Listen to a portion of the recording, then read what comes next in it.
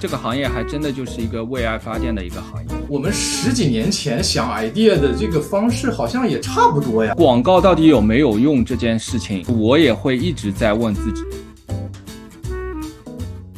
有一个概念可能要跟大家分享，广告它其实是一个很庞大很系统的工程，更多的牵扯到的是一个团队协作 teamwork 的事情。那这里 Jason 给我们大概介绍一下一个 4A 公司它的配置是大概什么样的。我们还是从整个流程上面来讲一下，可能就更容易理解。开始就是从客户那边会先有一个需求，广告公司会有 account 的同事去对接，相对于导师里面可能就是总经理这样的业务背景的一些同事，先收到一份客户的 brief， 跟客户沟通，然后梳理出一份自己的 brief， 再给到策略的同事，策略的同事就会基于一些消费者的洞察、行业的报告啊、数据的分析啊，做出一个策略性的推导，产出一个 concept， 把这个 concept 给到创意 creative 这边的同事。creative 这边一般是分为 art based 的跟 copy based， 美术和文案，美术跟文案的一个共同的协作下产出一些 idea， 最后是需要去把这些想法去执行出来的嘛，会去找到制片部门的一个同事，然后会去找一些相对应的制作公司，不管是拍摄视频的还是拍摄平面的，去产出后面的这一系列的东西，包括最后还有完稿，比如说你平面产出的时候会有一些不同尺寸的延展，最后的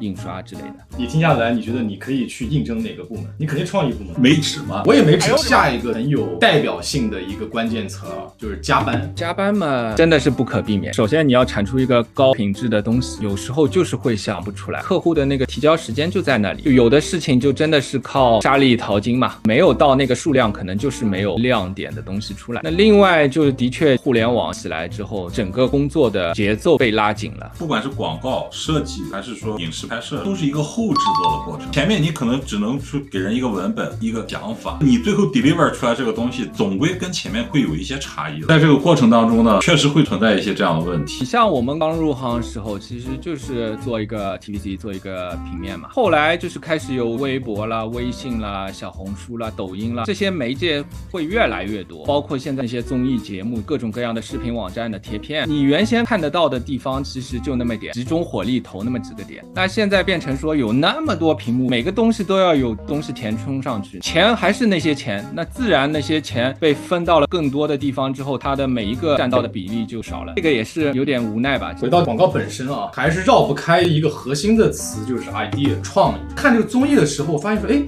我们10几年前想 idea 的这个方式好像也差不多呀。这种评判标准是没变吗？对于好的东西的理解始终没有变的，至少在 4A 广告体系里面应该还是没有变的。我们原先看到的那些戛纳、玩秀、著名的那些广告奖项传递的那些东西，其实就是 idea 的一个衡量标准。每个东西进入到中国之后，它都会有一些本土化的演变嘛。中国的市场要复杂很多，所以对于 idea 的判断这件事情本身，它可能在不同的客户的眼里，它的标准也是不一样的。去找到 4A 公司的那些客户，还是全球化的那些标准。其他的，比如说本土化的创意公司啊、创意热店啊，那可能就会有更多的一些是本土的客户或者是初创品牌去找他们，因为他们胆子更大，更愿意放手做一些东西。所以没有办法单纯的说，哪一个创意就比另一个创意更好。比如说像饿了么之前有做过一波，它随着这个外卖业务到了一个瓶颈之后，希望说变成一个本地生活的平台嘛，他就做了一波有叫饿了么，你今天打球了吗？看电影了吗？通过把自己的名字的演变，把其他的 APP 里面提供的那些本地生活的功能展现在名字里面，延展度也很强，也很直白的把内容告诉了所有看到这个东西的人。广告这2年大家都在说越来越落寞，早几年嘛有说什么 4A 要死啦，传统广告要死啦，大致的内容就是说广告不行了。广告到底有没有用这件事情，我也会一直在问自己，为什么别人要找我做广告？客户砸这个钱，他想达到的目的是什么？最早我记得有线电视普及了之后，导致电视广告的一个增长，那是因为说电视广告的一个好坏可以通过有线电视的这个方法被追踪到了，那量化了之后，自然客户能看到它的价值在那里。互联网出来之后，它每一次点击，每一次停留在那个屏幕上的时间都能够很直观的被数据看到，被抓取识到，广告不能只是一个信仰吧，真的还是得实实在在的能够看到转化，能够看到对客户的价值的时候，那个东西可能才是真正的这个行业能够继续走下去的一个关键吧。最后 Jason 看能不能给想要进入广告这个行业这些小朋友一些建议。说实话，你也没必要去太多的美化这个行业吧，这个行业还真的就是一个为爱发电的一个行业，它的收入现在不算一个特别高收入的一个人群，加班也是不可避免的。但我个人能够做那么多年一直做下来，我其实是觉得这个行业蛮有新鲜感的一个行业，因为每一个 brief 都不一样，可能每一次面对那个问题给出的一个答案也都会千奇百怪。我们俩今天来应聘 Jason 老师，我的履历呢，我是跟这儿描红，广告学是专业的人才，会 Photoshop、Illustrator、Adobe 的这些，你看我全都能掌握。我对广告也很热爱，只要看到这个视频里面广告，我也不跳过，我还会把它给看完，加班我也可以。我是学设计毕业了，也是可以做美术方面的工作，制作、拍片，我这方面经验很丰富，加班也没有问题，而且我的体能可能比他要好。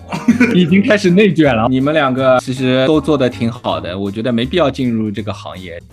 创意本身是一个思维方式吧，不一定是只在广告公司才能发光发热。我们经常看的一个广告论坛，它的 slogan 就叫你的人生才是个大创意。